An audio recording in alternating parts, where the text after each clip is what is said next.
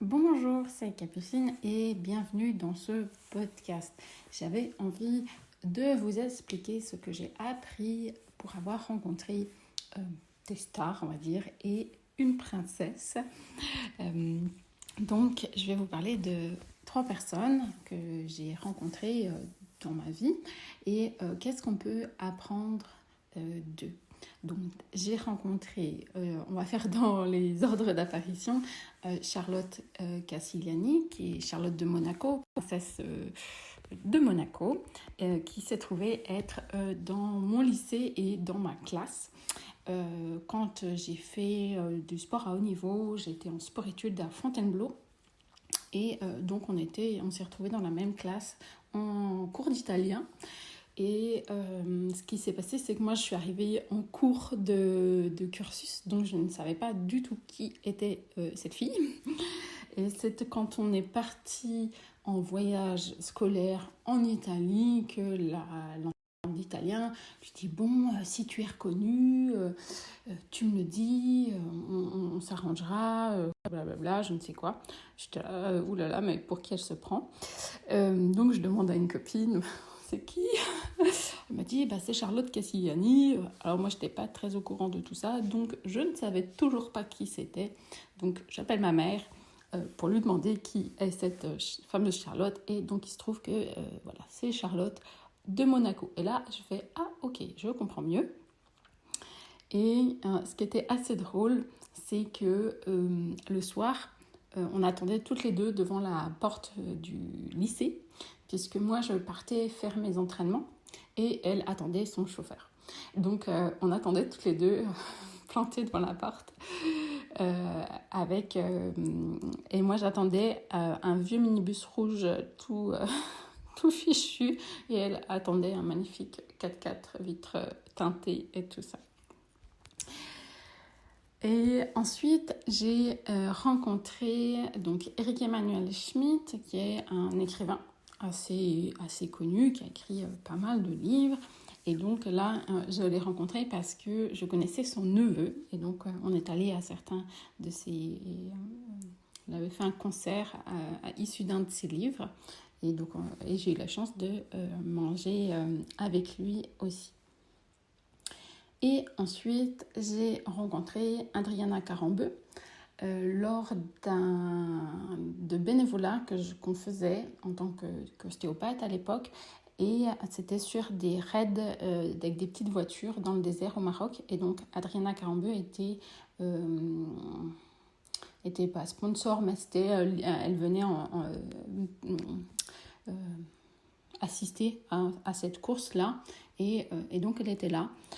Et donc, du coup, on avait toute la semaine où elle était, nous, on était dans l'équipe soignant, et puis elle était dans l'équipe je ne sais pas comment on peut dire, l'image de cette compétition. Donc, voilà, ces 3 personnes-là que moi, j'étais là, waouh, ils sont trop, quoi, voilà, ils sont connus, ils sont célèbres, ils ont fait plein de choses. Je les mettais au-dessus de moi, en fait. Hein. Ils avaient l'air plus intelligents, plus beaux, plus tout ce que vous voulez. Mais finalement, ce que je peux vous dire, ça reste des gens normaux avec leurs problèmes. Et le fait de les avoir côtoyés, on se rend compte que c'est des humains, ils ont 2 bras, 2 jambes, et ils vous parlent, et ils ont leurs problèmes. Et comme j'étais dans le milieu de la santé, eh bien, c'est surtout ça qui m'a frappée.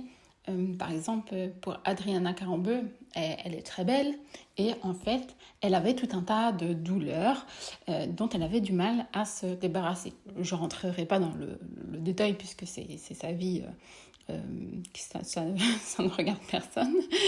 Mais voilà, c'est intéressant de se dire que, ben voilà, elle est très belle, elle est très célèbre et ça n'empêche pas qu'elle a aussi des problèmes. Et pour moi, ce qui est important de comprendre, c'est que eh ben, ça ne l'empêche pas de réussir, de développer ses activités, etc. Et c'est pareil pour nous. Il ne faut pas qu'on se mette en position inférieure parce que si ça, je ne peux pas faire développer mon activité, etc. Et aussi, une des choses que j'ai remarqué chez ces personnes-là, c'est qu'ils peuvent être excellents dans un domaine et très mauvais dans un autre. Et ça, c'est vraiment quelque chose qui m'a frappée dans ces échanges avec ces personnes-là, puisqu'en plus, j'ai eu la chance de leur parler, voilà, de discuter sur certains sujets. Et je me rends compte qu'il y a des gens qui sont très, très talentueux dans un domaine et qui sont complètement nuls dans d'autres domaines de leur vie.